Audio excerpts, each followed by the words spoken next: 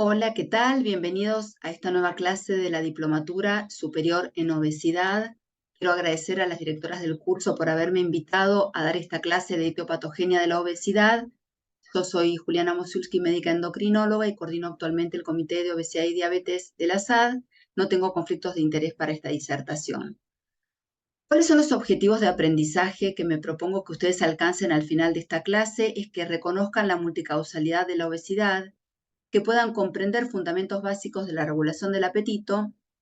y que puedan conocer también el rol central del tejido adiposo en la génesis y progresión de la obesidad.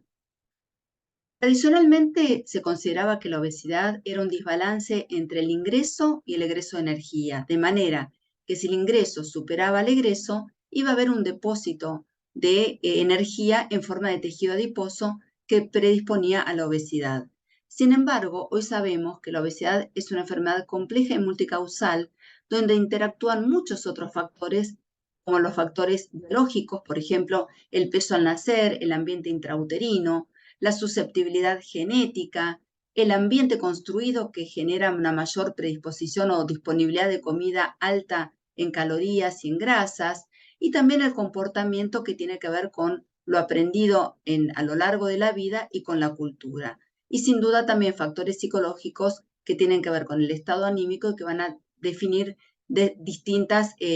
comportamientos alimentarios. Todo esto interactúa en cada individuo de manera que se va estableciendo un punto de equilibrio del peso corporal que a lo largo de la vida, si una persona ha tenido aumentos y descensos de peso, va subiendo cada vez más, generando un umbral más alto para este punto de equilibrio que es conocido como el set point del peso corporal, que vamos a hablar más adelante.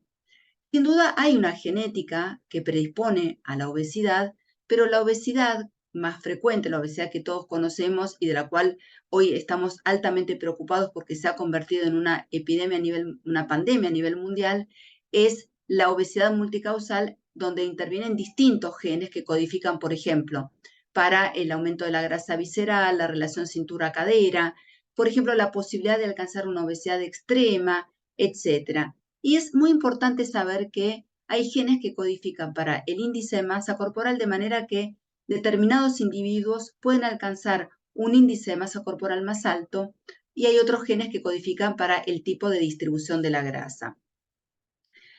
La obesidad es una enfermedad compleja y para ser nombrada como enfermedad debe haber cumplido con los criterios que la Asociación Médica Americana ha definido para cualquier enfermedad crónica, que son: tenga una etiopatogenia, en el caso de la obesidad es una interacción entre la genética y el medio ambiente obesogénico; que tenga una fisiopatología, y en el caso de la obesidad hay una adiposopatía y una alteración en la regulación del balance energético. También el responsable o el tejido responsable donde asienta la enfermedad es el tejido adiposo disfuncional. Y por último, que esta condición, ahora enfermedad crónica, genere signos y síntomas que no necesariamente son solamente metabólicos, es decir, comorbilidades funcionales, metabólicas y anímicas. Por todo esto, la obesidad es una enfermedad crónica. El problema está en cómo definimos a la obesidad. Sabemos que es una enfermedad crónica, pero la pregunta es: ¿todas las personas con obesidad tienen enfermedad? Con esta conceptualización de la obesidad definida como una adiposopatía, podemos decir que la enfermedad del tejido adiposo que promueve una alteración de las fuerzas físicas de la masa grasa va a tener consecuencias metabólicas, biomecánicas y psicológicas adversas para la salud. Por lo tanto, empezamos a hablar hoy en día de la obesidad entendida como una adiposopatía. En este artículo, además, hace un checklist de todos los aspectos que tiene la obesidad para ser considerada una enfermedad. Entonces, ahora que vamos a hablar de la obesidad entendida como adiposopatía, vamos a hablar que el tejido adiposo, en cuanto a su cantidad, función y distribución, va a generar distintas consecuencias en la salud. Si el tejido adiposo tiene impacto de masa, es decir, por volumen, va a generar alteraciones mecánicas. Y si tiene consecuencias relacionadas al tejido adiposo enfermo, que es la enfermedad por tejido adiposo con consecuencias inflamatorias e inmunitarias, va a generar enfermedad de la masa grasa enferma. De manera que dividiendo el tejido adiposo, esta adiposopatía, en enfermedad por masa grasa y enfermedad de la grasa, podemos discriminar las complicaciones asociadas a cada una de estas características. La enfermedad por masa grasa es la enfermedad por volumen, y en este caso vamos a tener consecuencias de carga como la osteoartritis, la escoliosis, la metatarsalgia, la disnea, consecuencias por compresión como el síndrome de apnea obstructiva del sueño, hipertensión arterial, síndrome de túnel carpiano, y consecuencias por fricción como intertrigo o erisipela. Y si hablamos de enfermedad de la grasa, es decir, de la grasa enferma, vamos a tener todas las complicaciones o consecuencias metabólicas de la obesidad que ustedes pueden ver en este listado y que conocemos muy bien en nuestra práctica habitual. No solamente es importante el tejido adiposo en cuanto a su característica o a su naturaleza, donde acá podemos discriminar el tejido adiposo blanco, del cual nos vamos a referir en esta clase, y es el que impacta en la adiposopatía. Conocemos el tejido adiposo blanco, es el que se ocupa del depósito de energía y también de un efecto protector, pero que es un órgano endocrino en sí mismo, sino que también tenemos el tejido adiposo marrón o pardo, que tiene otras características con mayor cantidad de mitocondrias y que podríamos decir que es el tejido adiposo bueno. No solamente es el tipo de tejido adiposo el que nos importa, sino dónde está localizado. Como podemos observar en la figura, vamos a ver que tenemos tejido adiposo blanco a nivel subcutáneo y también tejido adiposo blanco a nivel visceral. Y es el tejido adiposo blanco el que va a sufrir las alteraciones fisiopatológicas que van a traer las consecuencias metabólicas. Cuando hablamos de tejido adiposo blanco, hablamos del tejido que está depositado a nivel mesentérico, perirrenal, perigonadal y también epicárdico. Y esto es lo que hace que la obesidad a nivel cardiovascular genere un impacto metabólico, dado que el tejido adiposo epicárdico tiene el mismo origen embrionario que el tejido adiposo abdominal visceral. En la figura de la derecha tenemos un corte axial de una tomografía computada donde podemos observar las diferencias en la distribución corporal de la grasa en dos individuos que tienen exactamente el mismo peso corporal, y que en el individuo que tiene mayor grasa visceral podemos observar cómo se localiza a nivel profundo, y esto es justamente lo que genera mayor compromiso metabólico. ¿Qué pasa con el tejido adiposo en cuanto empieza a acumular energía? Aumenta la energía y esto hace que el tejido adiposo comience a duplicar, a reproducirse, genera una hiperplasia que hasta que alcanza su capacidad de reproducirse no va a producir complicaciones metabólicas, sino que va a tener una compensación en cuanto que logra guardar energía porque acumula más unidades funcionales, y llega un momento en que este tejido adiposo es desbordado en su capacidad de guardado de energía y comienza a hipertrofiarse. Si bien este proceso se da de manera continua, lo hacemos diferenciado para una descripción más, digamos, didáctica. Y cuando el tejido adiposo comienza a hipertrofiarse, comienza de alguna manera, a no permitir la circulación de los pequeños capilares interadipositarios y genera hipoxia, que atrae sustancias inflamatorias, y así el tejido adiposo se convierte en tejido adiposo disfuncional. Y si el tejido adiposo excede su capacidad de guardado, especialmente en el tejido adiposo subcutáneo, empieza a buscar otros órganos a donde alojarse, y es donde comienza a producirse el tejido adiposo ectópico, que busca espacio en el hígado, en el páncreas, en el corazón. Y este tejido adiposo ectópico tiene consecuencias metabólicas muy importantes que también predisponen a la mayor ganancia de peso y a la progresión de la obesidad a lo largo de la vida. El tejido adiposo ectópico altera directamente la señalización de insulina y la translocación de las moléculas de GLUT4, que traslocan hacia la membrana para incorporar la glucosa a nivel celular, especialmente en tejido adiposo y músculo. Y esto genera una insulinoresistencia que genera la progresión, además de la obesidad, a la diabetes. Y como el tejido adiposo es el protagonista de la adiposopatía, les quiero mostrar cuáles son las sustancias que produce cuando ya es el tejido adiposo disfuncional que va a generar la enfermedad de masa grasa. Como ustedes pueden ver acá, el tejido adiposo blanco tiene muchísimas acciones en el metabolismo energético, en el control de la ingesta, a través de la leptina, el neuropéptido I, interleuquinas, en el metabolismo lipídico, con factores de crecimiento, angiogénesis, las citoquinas proinflamatorias asociadas a alteraciones inmunitarias. También el tejido adiposo disfuncional altera la presión sanguínea por aumento de la generación de angiotensinógeno, mayor hipercoagulabilidad por el PAI-1, pero les quiero mostrar sobre todo cuál es la relación del tejido adiposo en la homeostasis glucídica y sensibilidad a la insulina, porque en la enfermedad de masa grasa, el mecanismo principal de enfermedad va a ser la resistencia a la insulina, y este tejido adiposo enfermo va a tener una menor producción de adiponectina y una mayor producción de citoquinas que perpetúan y generan resistencia a la insulina. Y para recordar un poquito algo de la resistencia a la insulina, recordemos que el receptor de insulina es un tetrámero que tiene 2 subunidades extracelulares y 2 subunidades intracelulares, y que para activar la cascada metabólica necesitan fosforilar al sustrato del receptor de insulina tipo 1.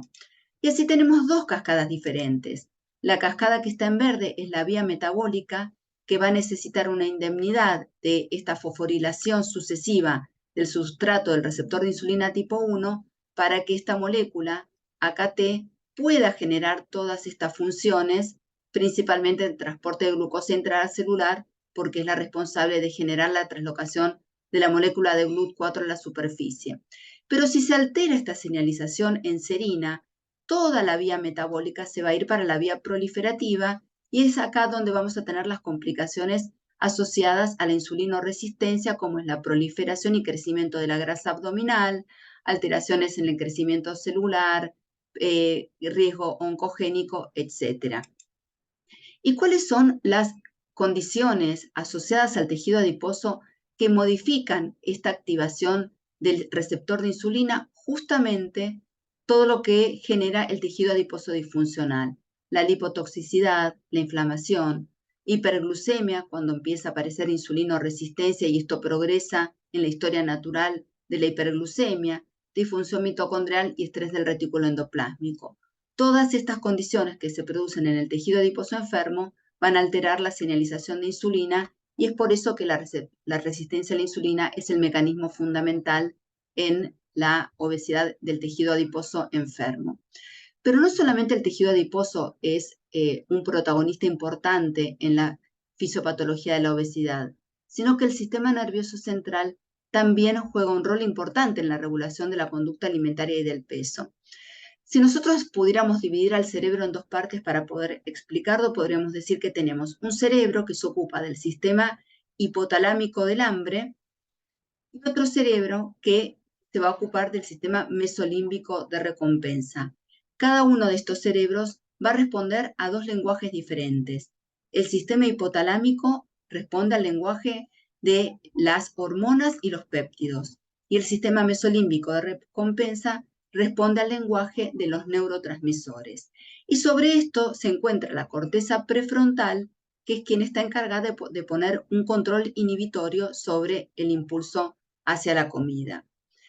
Volviendo entonces un poco a estos 2 cerebros, vamos a entrar un poquito más en cada uno de ellos y vamos a hablar ahora del sistema de regulación homeostático, que es aquel que responde a hormonas y péptidos.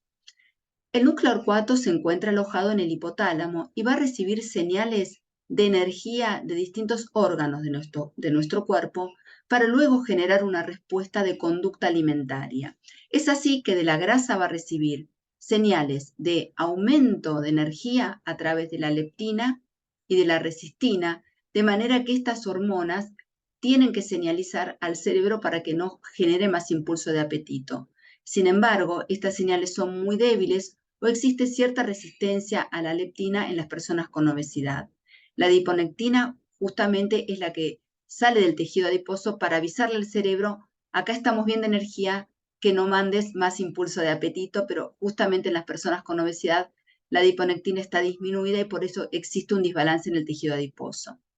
A su vez, el intestino tiene un rol muy importante en la regulación del apetito a través de hormonas que se producen en una liberación inmediata, como por ejemplo la colecistoquinina, para reducir la ingesta alimentaria a través de una señal de saciación, es decir, avisarle al cerebro que en el acto alimentario esa porción es suficiente. Y una vez que el bolo alimentario llega al ilion distal, se liberan otras hormonas, como por ejemplo el GLP-1, que es la encargada no solamente de dar señal de saciación en el acto alimentario, sino también de saciedad para que esta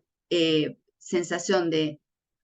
registro de energía dure entre comidas. Dentro de estas hormonas vamos a nombrar a la grelina, que es la única hormona orexígena y que la produce el estómago. Y por último, el páncreas también tiene una interacción importante con la conducta alimentaria y con el registro de energía, dado que la insulina es la encargada de generar la señal de depósito energético y está en contrabalance con el glucagón, que es la hormona encargada de avisar al cerebro a través de la producción de glucagón hepático en el ayuno que hace falta energía, y es así como todo este sistema está regulado en situaciones de ayuno y de posingesta.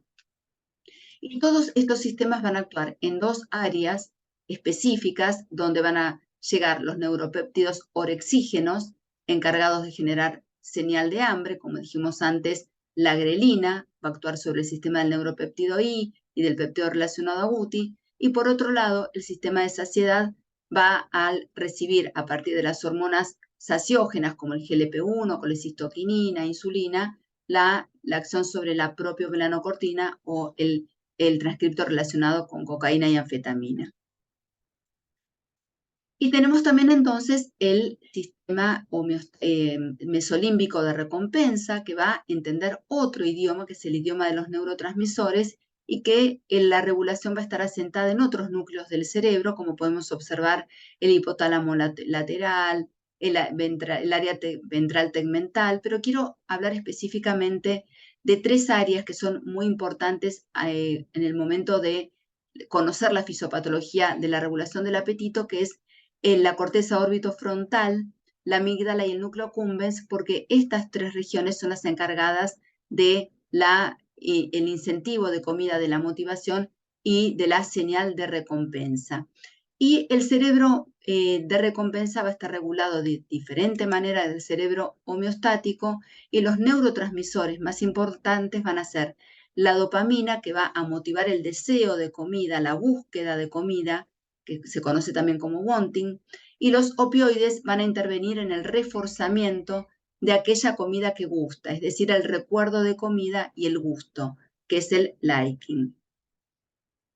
Ambos sistemas van a interactuar también con un medio ambiente, factores socioeconómicos, un entorno construido. Y es decir, que el comer homeostático, el comer hedónico, van a interactuar de manera que el individuo pueda tomar decisiones que son las funciones ejecutivas y que se asientan en la corteza prefrontal. Y esta decisión de comer va a estar altamente influenciada entonces por el ambiente, factores socioeconómicos, que van construyendo un tipo de conducta ingestiva muy personal para cada una de las personas.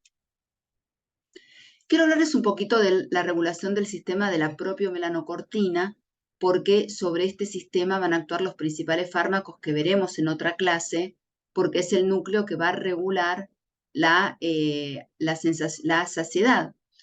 o disminuir el hambre. La propiomelanocortina es un péptido que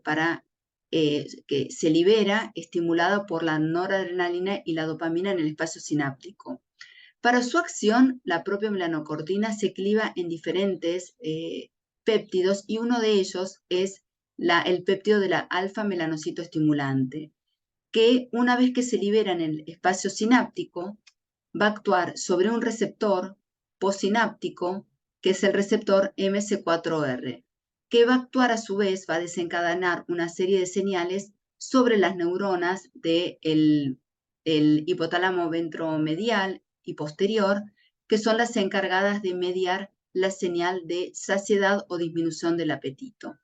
Este sistema tiene un sistema de seguridad, que es que una de las péptidos de la propia melanocortina, también producto de clivaje, es la beta endorfina. Entonces, este sistema se agota por un sistema de retroalimentación negativo de la beta-endorfina sobre el mismo péptido de la propia melanocortina. Es decir, que se libera el alfa-melanocito estimulante y la beta-endorfina y ambos generan un sistema de regulación recíproco.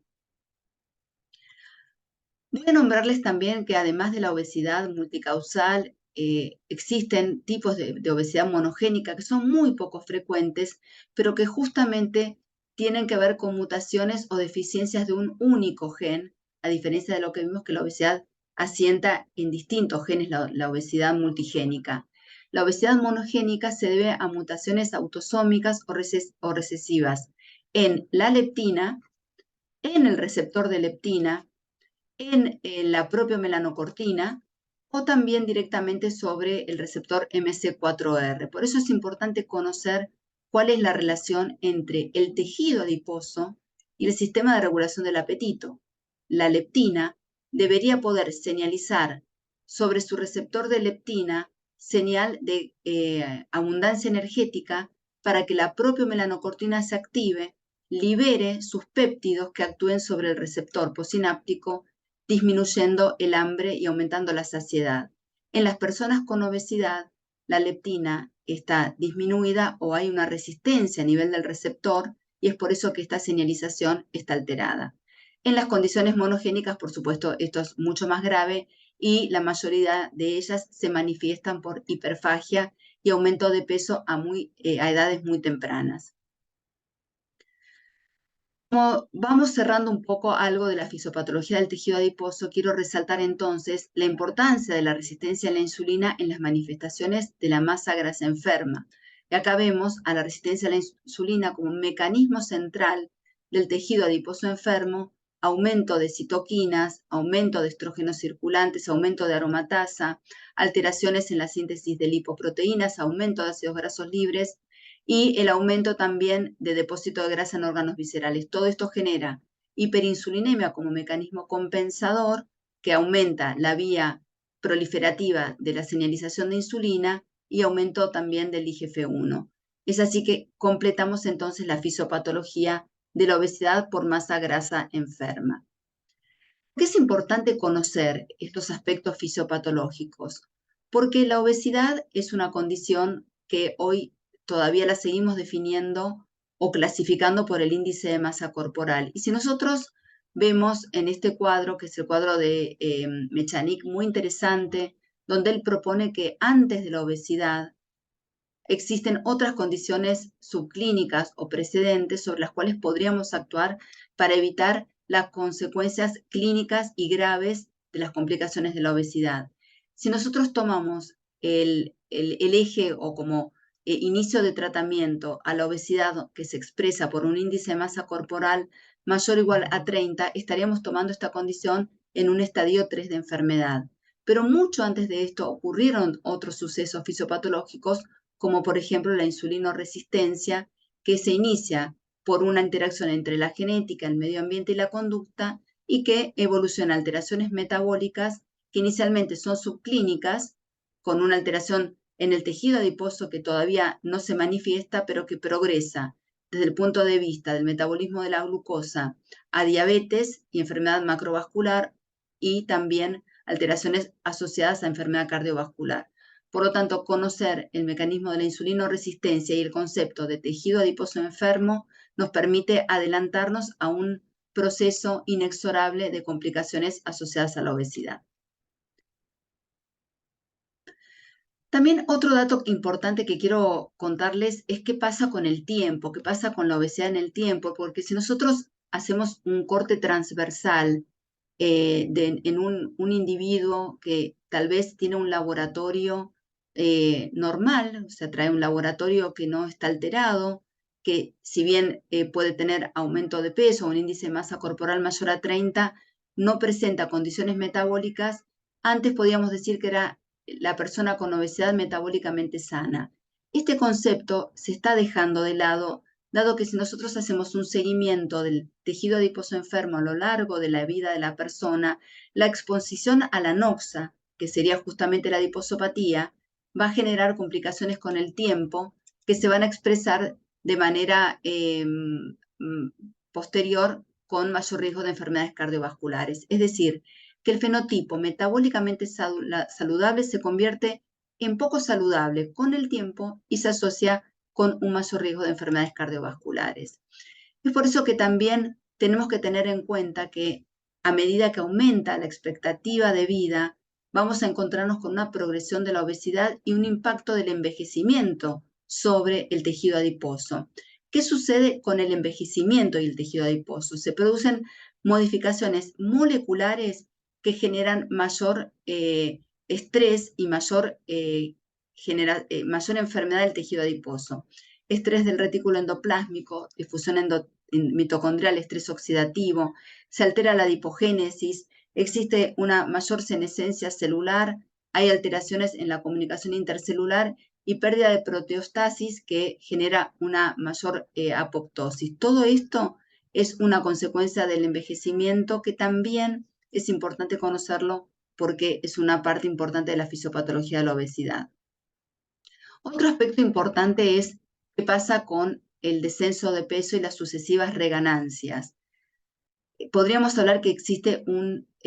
círculo vicioso de la obesidad donde las personas empiezan un tratamiento restrictivo para bajar de peso y lo logran, pero esto desencadena el aumento de las señales hormonales para volver a ese peso o ese punto de equilibrio, ese set point, de manera que se vuelve a aumentar de peso y enlentecer el metabolismo. Y esto es lo que nos mostró este interesante artículo ya editado ya hace varios años, donde nos habla de la persistencia a largo plazo de las adaptaciones hormonales a la pérdida de peso. Y esto es así de manera que en cuanto el organismo registra una disminución de peso, empieza a generar en contrapartida un aumento de las hormonas orexígenas, en este caso la grelina, y una reducción de las hormonas anorexígenas. Se reduce también la leptina, dado que hay una reducción del tejido adiposo, y esto hace también que se reduzca el gasto energético. Y también tengamos en cuenta que cuando se producen descensos de peso, sobre todo si son bruscos, se reduce la masa muscular, hay una pérdida de masa muscular y esto también reduce el gasto metabólico basal. Todo esto actúa en el metabolismo cerebral, en la regulación del apetito, generando mayor hambre y deseo de comer, mayor consumo de energía y es por eso que se vuelve a ganar peso. Entonces, la pregunta podría ser, ¿estos factores relacionados al mantenimiento del set point se pueden modificar? Bueno, hay algunos que no son modificables, pero hay otros que sí son modificables y que este es el objetivo de los nuevos tratamientos para la obesidad. Los factores no modificables son la edad, el sexo genético, la estatura, las condiciones genéticas y los trastornos neurológicos asociados a la obesidad.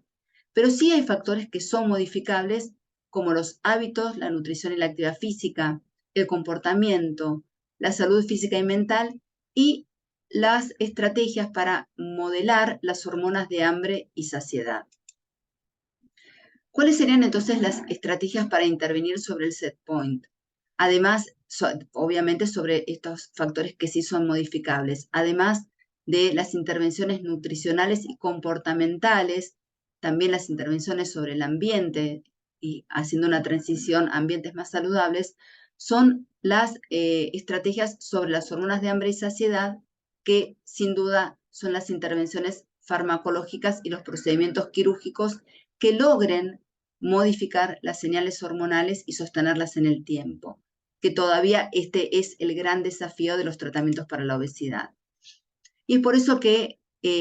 las últimas publicaciones empiezan a buscar si es posible modificar este set point o este punto de equilibrio del peso que en las personas con obesidad se localiza más arriba y que se corre este umbral de peso cada vez más alto. Y esto es lo que se pregunta este autor, en si es posible modificar el set point del peso. Y es la pregunta que yo les voy a dejar porque de esto vamos a hablar en la clase sobre tratamiento farmacológico que va a venir más adelante.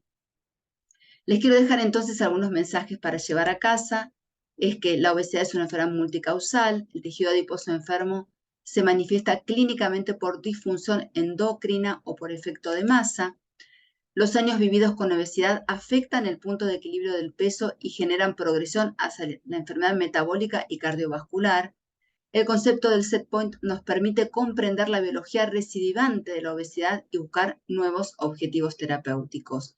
Les agradezco mucho la atención, les dejo acá mis contactos por si tuvieran alguna duda y van a tener material en el campus para poder repasar. Muchísimas gracias.